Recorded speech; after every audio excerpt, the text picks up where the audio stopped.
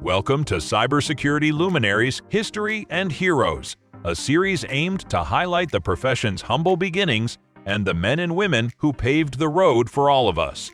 This series is brought to you by Candy Alexander and Cailin Sullivan, your co-hosts from the Cybersecurity Refined and Feral podcast. Welcome, everyone, to a special installment of Cybersecurity Refined and Feral. We're going to be interviewing a very special person for our Cybersecurity History and Heroes series. As you may recall from seeing previous episodes, we'd like to call out some of the very special people that have had an impact on our profession from the early days.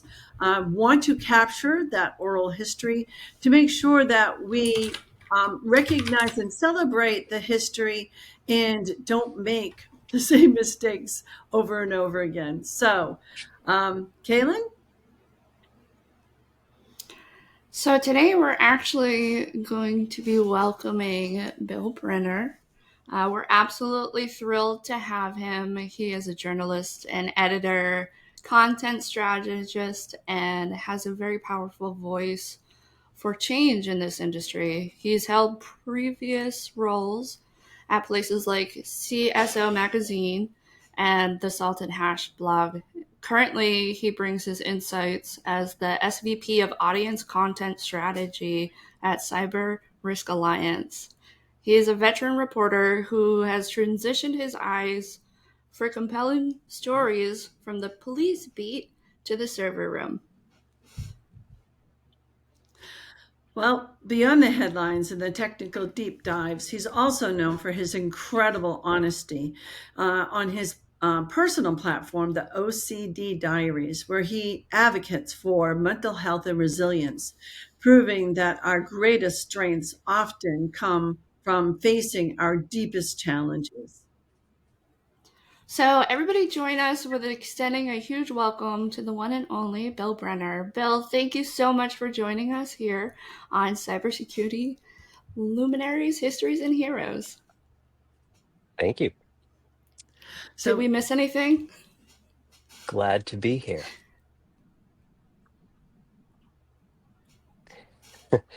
No, it's funny as you were going through, I really loved from the police beat to the server room. I've never really thought of it in those words. But yeah, I mean, I'm honored to be here. As I look at my own history, I think a lot of it has been a case of being in the right place at the right time. Yeah. As opposed to being some special, beacon of light. I've just been making my way through the last couple of decades and have been lucky enough to just have, the best friends. That's definitely colleagues. Something that we hear from a lot of people that we interview in this series is that they're just like, yeah, firefighter, I'm just doing my job. Like, yeah, that's a great analogy. And it is true. It's, we never set out to be cybersecurity heroes and, doing all those remarkable things. And then when you really stop and think about it, or somebody approaches you, Bill, like, we just said from the, police beat all the way up to the server room, it's like, oh, hey, yeah, never thought of it that way. So you're not alone. And I think and that's why we're both snickering as well as you, is that, when you really stop and think about those things in that perspective, it's quite amazing. So let's talk about when you started your career in easy for me to say, traditional journalism, covering the cops and the, courts from, the Eagle Tribune? And then what was that specific turning point that made you shift your focus over to technology? Because, and then let's talk about the year, because how does that happen? And this is a while ago.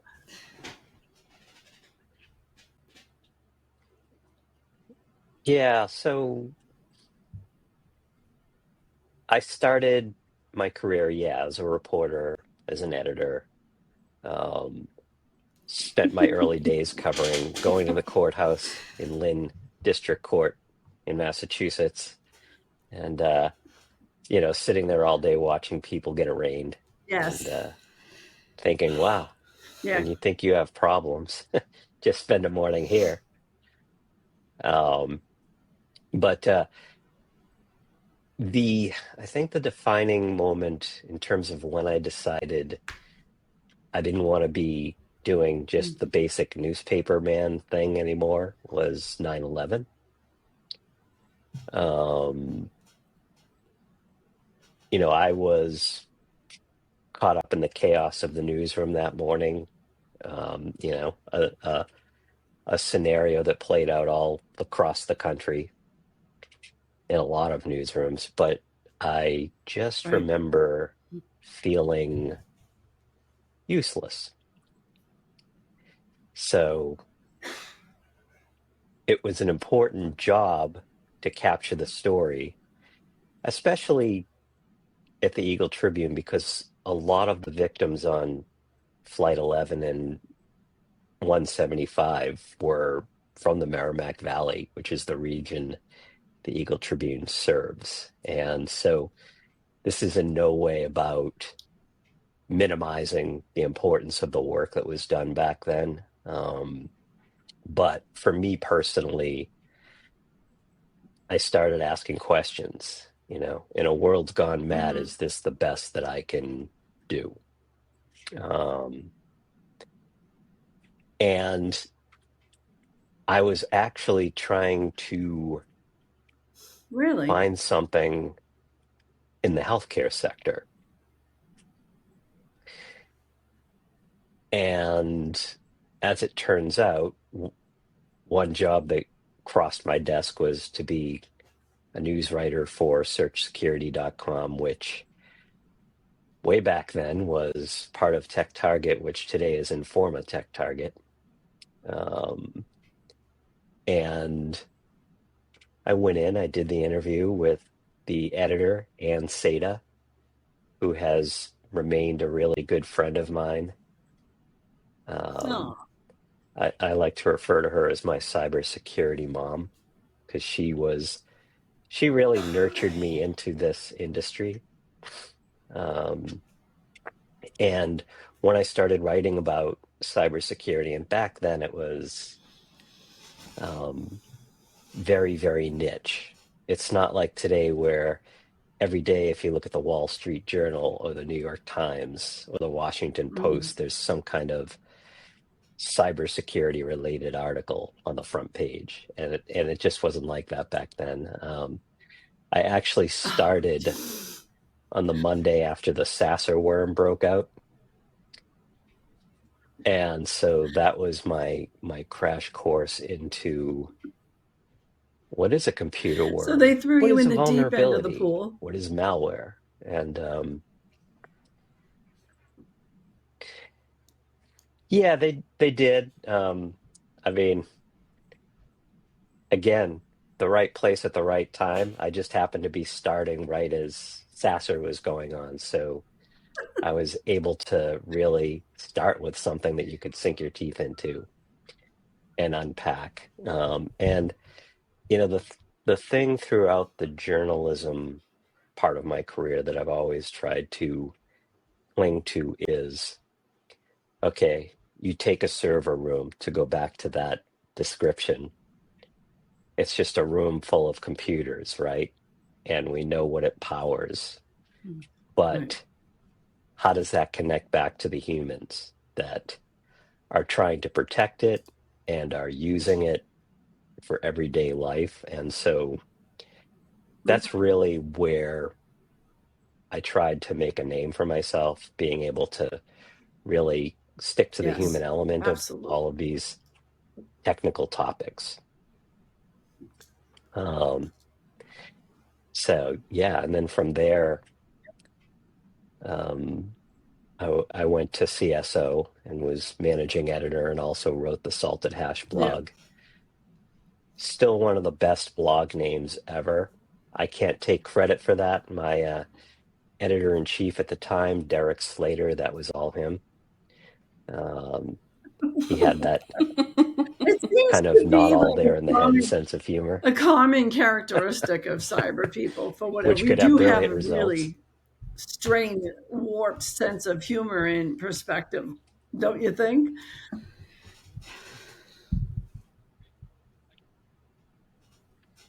Yeah, I mean, I'm still, Exactly. in a lot of I It's know. respects, I'm just a still coping 12 years mechanism old for the mentally. stress. It's like I either laugh about it or I'm going to scream and cry.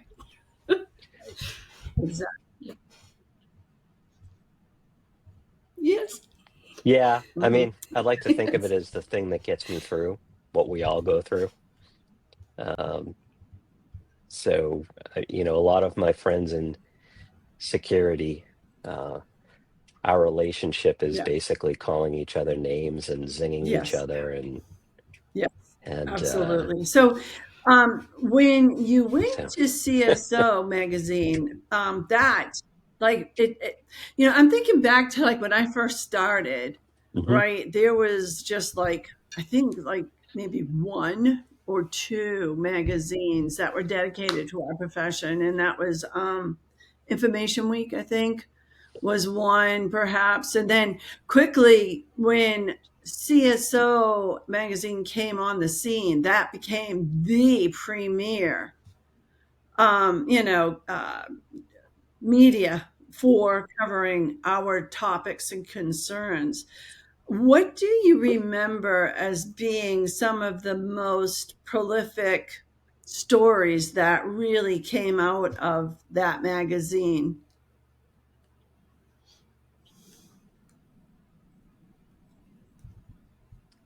So the thing that was always interesting to me with CSO was that it didn't just focus on the cyber part of security, it focused on the physical part as well.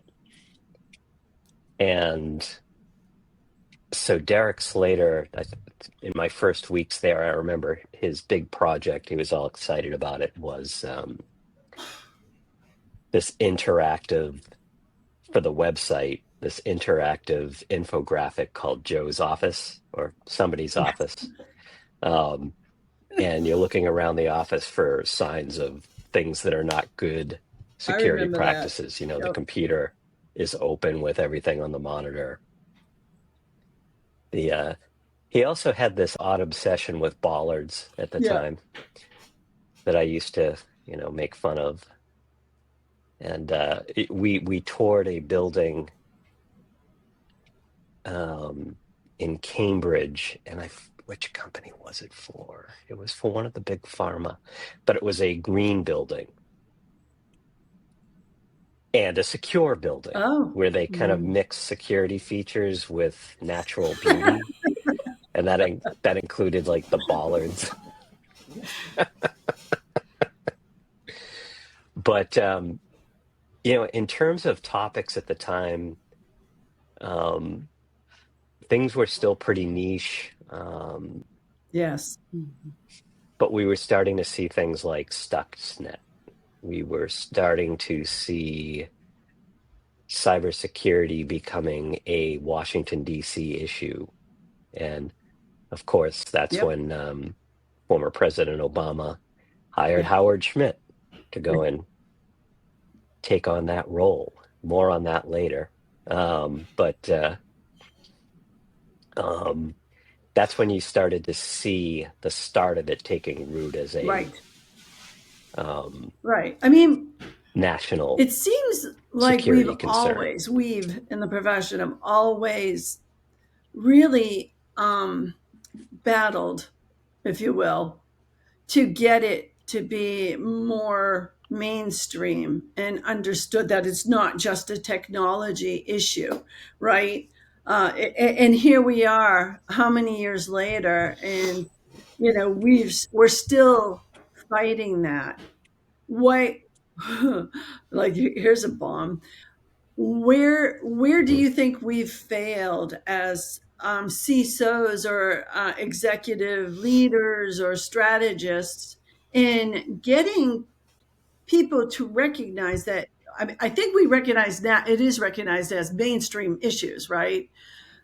Because of the bad guys and phishing, to be quite honest. But where have we gone wrong as a profession to make it more of a business issue? Because when you go into the boardroom or the suite meetings, everybody still looks at the CISO as like your fault. It's not even the CIO's fault. It's the CISO's fault. Where did we go wrong? Yeah. And now we're in the Mm-hmm. day and age where we're Yes. looking at things like Yes. personal liability for CISOs. Yeah. So that's really Yes. It taken certainly on has. a life of its own. So I don't really look at it as where did we go wrong? Because when I look at how we Mm-hmm. do security these days, Yeah. there's a lot that we've done right. And when I say we, I mean, everybody in the profession. The thing that I've always kind of railed against as a writer has been the habits of security vendor marketing teams in an effort to sell products, really overhyping Yes. the need for their technology or the nature of a threat. And I think even there, security vendors have gotten better about it. I mean, I remember back in the day, you'd walk the RSA floor and you would have, Yes. you remember the booth babes. Um, so security vendors have gotten much better at really just focusing squarely Mm-hmm. on how their products address a Right. particular problem. That said, some are better than others. There are some that do things that I think are kind of loathsome, but I think most of them do the best they can. And I think some of my worldview there changed when I started doing things like going from journalistic roles to going and working at places like Akamai and Sophos, where I was dealing with content marketing and product marketing and also Mm-hmm. working from an InfoSec team, which at the time was Andy Ellis. He was CSO of Akamai for Yeah. um, a gazillion years. Okay. I'm putting him on the You should list have now. him on here soon if you haven't Okay. already. Put him on the list and ask him. These days, he calls himself the legendary CISO,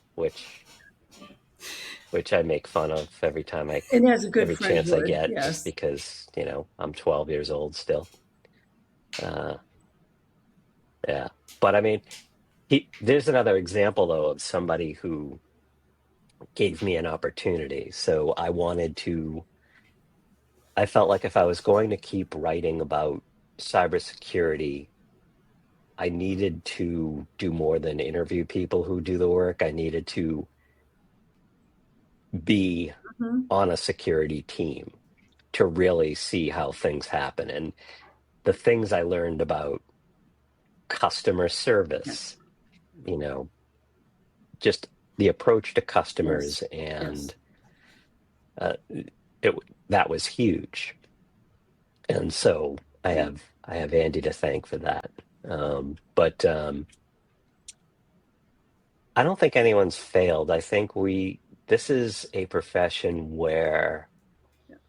technology changes so fast, especially now in the 2020s, you had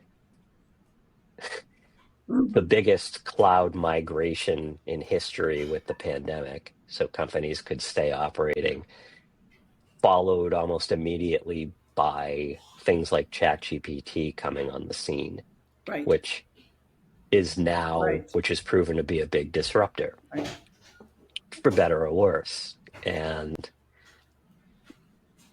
the it's I think it's a lot easier if you're the bad guy and you're finding vulnerabilities to Uh-huh. exploit, and you're finding ways to use things like AI as an advantage, and you're looking at that big cloud migration and saying, gee, I'm sure these folks did this in a way that left Right. lots of vulnerabilities behind to exploit. And it did. Um, and it's just it's a lot harder if you're working for a company, and companies have their own individual values and priorities. It's really hard to stay ahead, and I think it always will be, which is, I think, one of the things that drives people Mm-hmm. to it, right? This puzzle problem to solve. The more insurmountable Right. the bigger the, I don't want to say rush, but the bigger the motivator to find a solution or a workaround. So all the CISOs I know, I've never looked at a big cyber Yes, incident I and said, agree with wow, that. that CISO really messed up. I've looked and said, Yes. man, that poor CISO, he or she is gonna take the fall for this.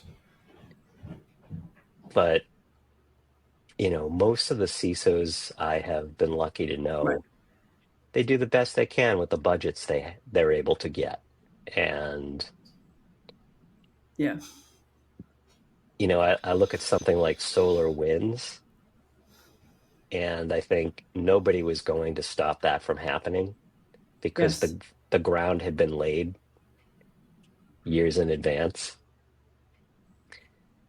And so, yeah, to me, it's not so much failure I I can versus winning. yeah, I can appreciate I think that. we all do the I best we just can, think and though sometimes we do get caught up, and yeah, I mean get caught up in it all, right? We're fighting the good fight, and looking at our adversaries, and we're the poor schmucks in the corner that can blame for everything. We're like the stepchild of the C-suite. It's just it gets hard, and I just think that the maturity of our profession, especially at that level, right? Like the more senior you are, I think I would say we haven't done a good enough job to, and you hit on it, look at other aspects of an organization. Like you said, you wanted to become more immersed and familiar with cyber by working in a different capacity. I think as CISOs and strategists and executives, we need to immerse ourselves into finance. Like what's the goals, financial objectives, what are the strategic business objectives. So I think that's what I would hope we would navigate to. But how do we begin that shift? Any ideas?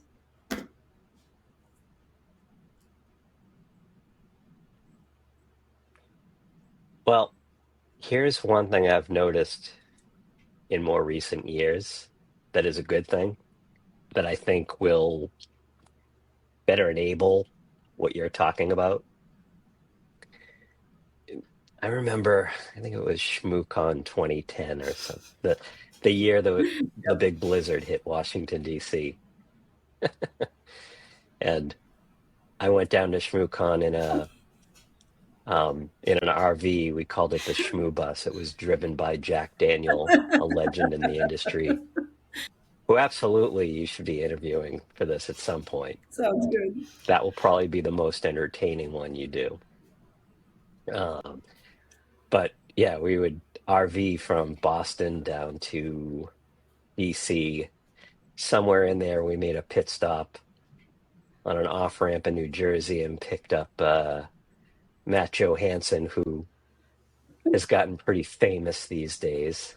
Um, in his own right. But back then we were all just on this, we were heading down to ShmooCon to have a good time. And I mean, I was going down there to write articles. But back then, there was a lot of, Right. this isn't my job. That's not my job.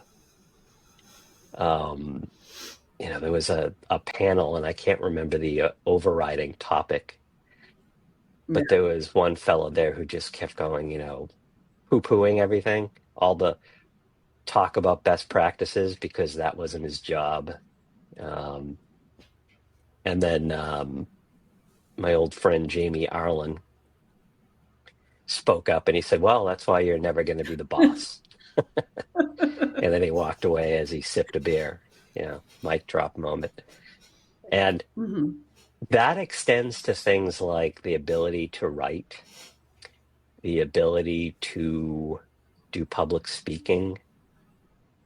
I have seen over the years a lot of cybersecurity practitioners really focus on those skills. And I think that has been a huge game changer. And now you look at a lot of folks who have been CISOs and equivalent roles, and yeah, I was just going to say that's like today. The rise of the influencer. That's like a direct correlation, I'm sure. Yeah. Matt Johansson got so busy being an influencer, he had to quit his day job. I mean,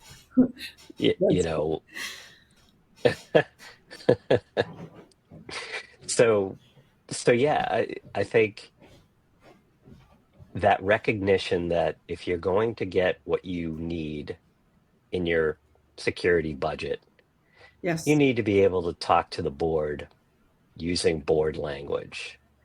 If you're dealing with a legal issue, you need to be able to speak on the lawyer's level. If you're, if you have to do something, if you have to win somebody over, it's really meeting them where they live and using language and images that they can understand. And I've seen a lot of security professionals just get better and better at that and excel. The challenge now is there are almost too many content creators out there to choose from. And so I think what becomes really of vital importance as we go into the next few years is having that ability to really zero in on the content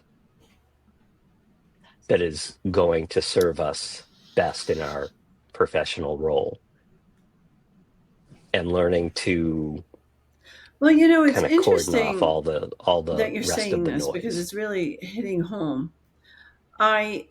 Again, like you, we've been around forever. So we've seen it, right? It's almost like Vampire Diaries of a CISO, right? We've seen it all through the years. And now look at where we are. And I will say, social media has had a positive and a negative impact on all of us. And it's funny because we talked exactly. In Society every in facet general. thereof, right? And we talked with Win Shorttoe, which I'm sure you remember Win, very colorful character. But he has Oh yes, this of course. soapbox campaign of late, and one of the messages is just stop the noise. We're getting so inundated, and I really feel that when you go on to like LinkedIn and social media, and it's like I feel like a failure as sometimes as a human being, but most of the time as a security professional, because I can't keep up, I can't absorb it all.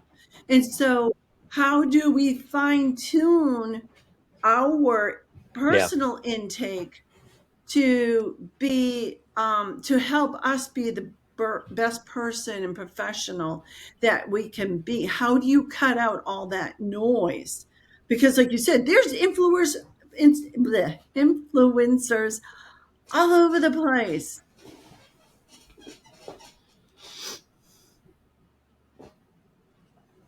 Yeah, I think it's first, what are the security topics where you're spending most of your days? And basically forming your content, your social media diet around the folks who are focusing on those topics. And, maybe there's a great podcast out there about threat intelligence, but you're spending most of your time on the compliance side. And so you have to prioritize who is talking about that stuff, because that is what you need to stay sharp and learn new things. Right. Or at the very least, validate good ideas and I think validate when you think something is a bad concur idea. with you, but it seems like, and it's not our fault. It's the algorithms that like shove this to you. And as CISOs, I just saw on LinkedIn this morning, there was somebody debating, like we as cybersecurity professionals have to know about all this technology. And then, like business just says cybersecurity. It's like, so like we're expected to know, seriously, we're expected to know everything. And how can you? So like, you fight that internal battle of like, well, I got to know about everything versus like you said, stay sharp, stay focused. So I really appreciate those words of advice from you. It's so simple, but hard. But of course, it's the hardest thing on earth to do, because we're in a world where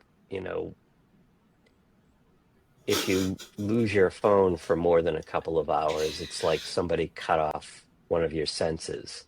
Sight, hearing, it's become like the sixth of the senses. And you spend a lot of that time glued to your phone, and people are making political opinions which may or may not be rooted in reality. And you mentioned the algorithms, Cailin, and those algorithms Yes, are really primed exactly. Yep. keep the rages raging. Rage bait drives engagement on social media. Like there are Yeah. botnets and everything that are specifically designed. Yeah.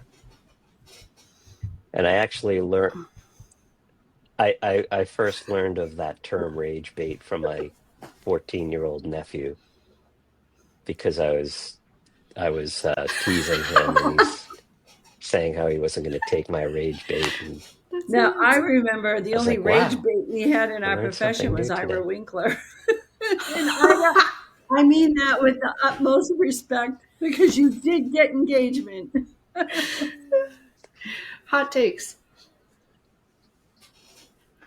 Oh, we Oh, do. yeah, Now, we if you have. want, you can spend several days on a cruise ship with him. It has been a really, Oh, you've actually, I done was the cruise really, con thing? and let's talk about that for a moment because that's another thing, right? Like, go to a huge West Coast, shall remain nameless, but West Coast mega, mega, mega conference, and you get lost in that shuffle, whereas,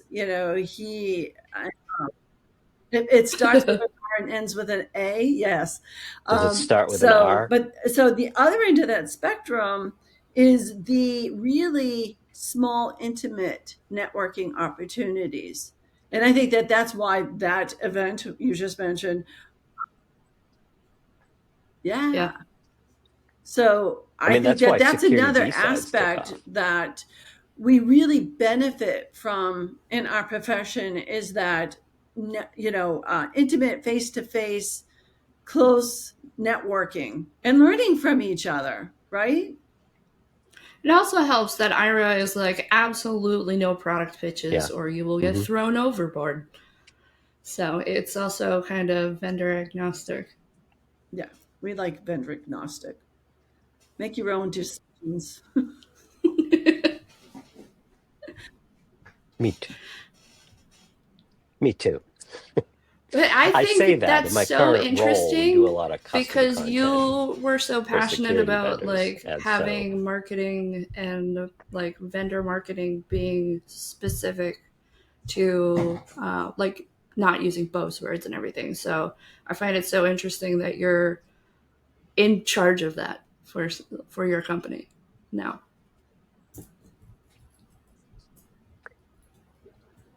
yeah, so it's interesting. It, so I'm spending a lot of my time in this role working with security vendors on, they'll buy programs that include articles, ebooks, going on our webcasts, going on the Security Weekly podcasts. And but the thing is, there's an opportunity there. This is where I have the ability to be on a call with a client and say,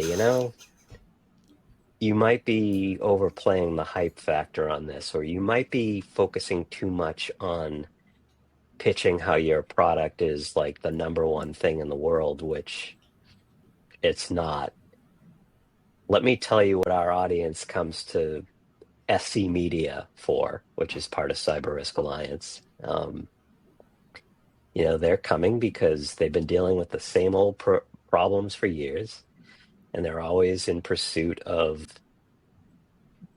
fresh guidance to more effectively deal with those problems. And so if you keep your focus there, you're going to resonate. And what I've found is when you talk to a security vendor marketeer and you go through that and you do it from the perspective of your audience, I'd say 8 out of 10 times they listen, they're receptive, and we end up creating content for them that has those qualities that our audience needs. And when I say our Mhm. audience, my audience, they're security practitioners. They're coming to the table already sophisticated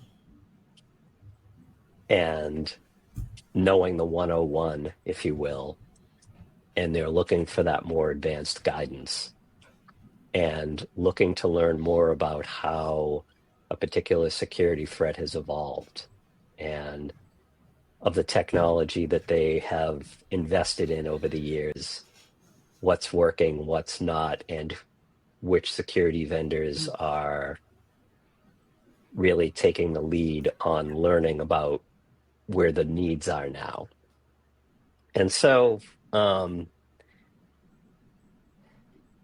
there's always going to be, and this isn't just security, this is Yeah.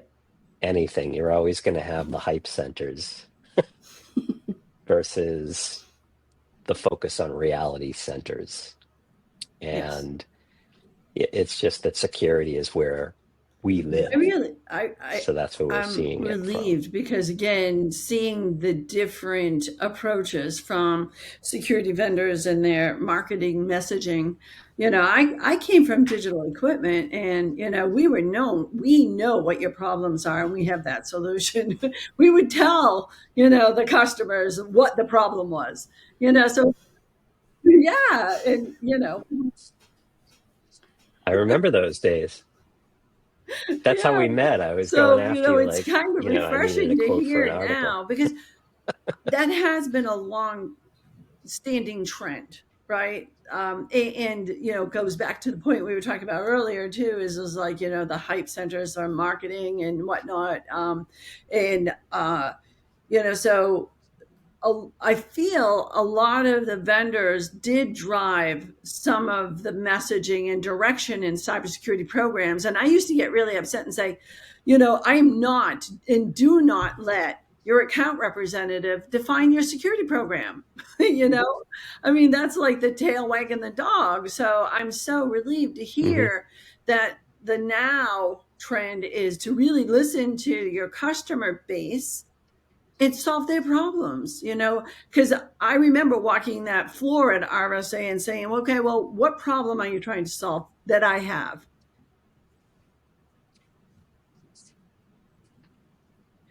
So this was one of the huge lessons. My role before Mm-hmm. this one, I was Yep. at IONS, IONS Research, and I was a director of research there during my time. And Mm-hmm. all of their expertise comes from a faculty, people who are in a variety of roles in the security industry, from the CISO level to the consulting level. And that was where I think I truly learned the importance of breaking down each topic just to the bare metal and really unpacking what the problems were versus Mm-hmm. what the solutions ought to be. And that's really stuck with me in the years since. The idea of if a piece of content can't help Mm-hmm. somebody somewhere, a piece of content is never going to help everyone. But if it can't help somebody, or at least make the effort to help somebody go back to their teams and try a few new things that might give them a leg up against the bad guys, then we're not doing the job. So, if there's a big breaking news story going on, one that comes to mind from last year was the whole CrowdStrike incident, where you had a lot of media that was really focused on, and then at the fault that black hat that year, there were T-shirts people were wearing and all these things picking on CrowdStrike, and um, but to me, I looked at that as, okay, where do I cut through the noise, Right. focus on what security teams should do about this, and in the end, that's all that matters. The who's to blame. I mean, yeah, it's important to learn Yeah. lessons, and failure, I've heard it said, is the greatest teacher. I think that's a Yoda-ism or It something. is.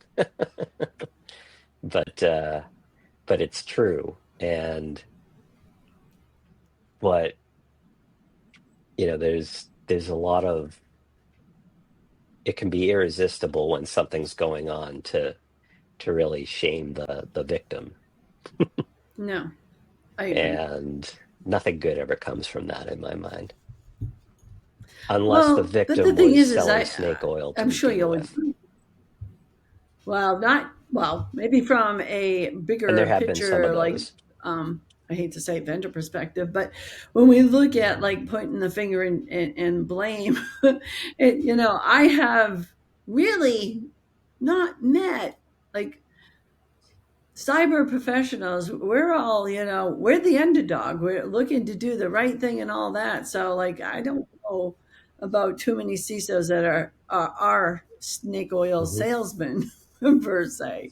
We're pretty solid bunch for the most part. I mean, every bunch of apples has its rotten apple, but yeah. So let's shift gears. I want to turn now, Totally speaking agree. of the good guys and all that. And you've mentioned several names, which again, thank you. I will definitely reach out to them and hook them into this History and Heroes podcast. But there have been a few people that were really special people that started the profession of back in the day, information security, now cybersecurity. Their voices are no longer heard because they have passed on. Our profession has been around that long. So thinking back, who was your hero that you would like to mention? Yeah. Howard Schmidt. And you've probably heard that before. So here's why. You know, when I first started writing about security, here was a man who had been in these huge executive high up positions that you wouldn't expect to call back some, you know, reporter from some backwater publication. But he always took the time to call when I came knocking. He showed the importance of you can be in a position of power, but be the leader through kindness. And he was always that for me. And he also, when Obama first gave him that job, I was chasing him down to confirm it. And he called me back, but he also knew I was a bit of a history buff and I was interested in White House history. Oh, And he said, why don't you come down sometime, bring the family, and I'll give you the West Wing tour. And he did. And so, little show and tell here.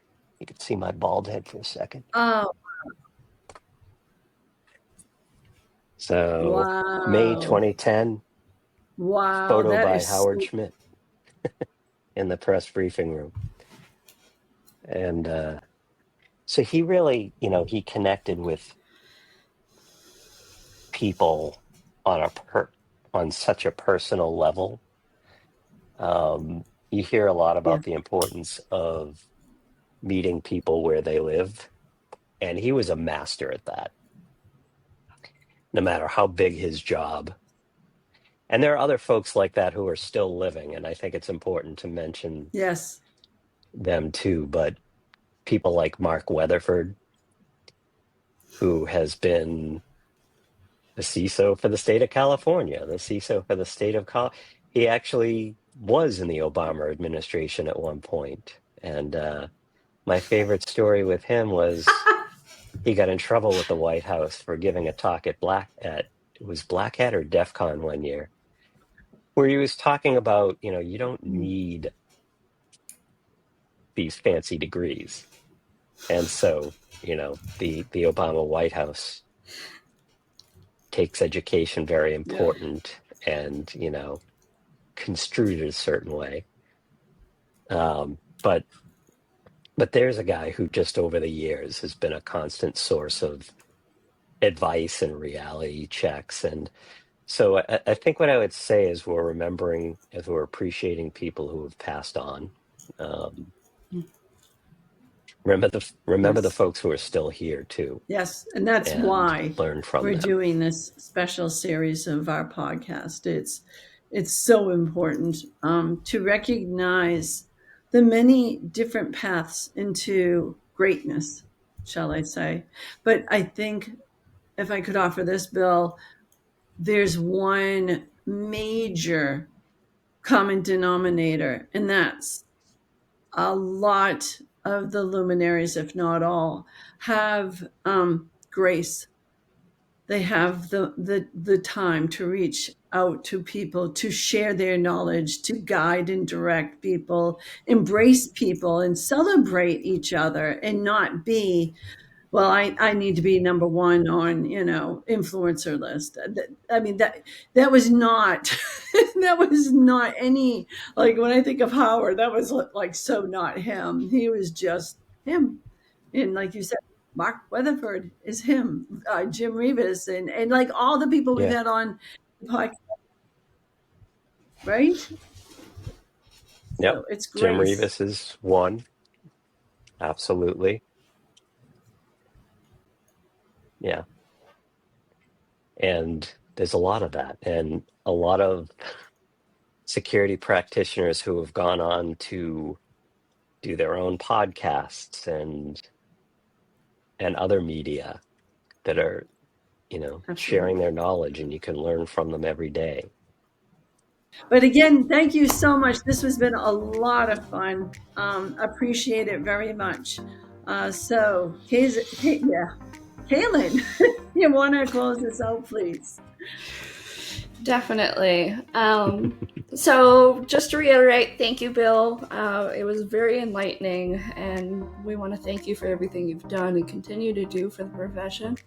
And to our audience, don't forget to subscribe, give a thumbs up, like, and share with your friends, please. Any questions, leave in the comments. And yeah, until then. Until next time, stay secure, stay refined. And don't be afraid to get a little bit feral.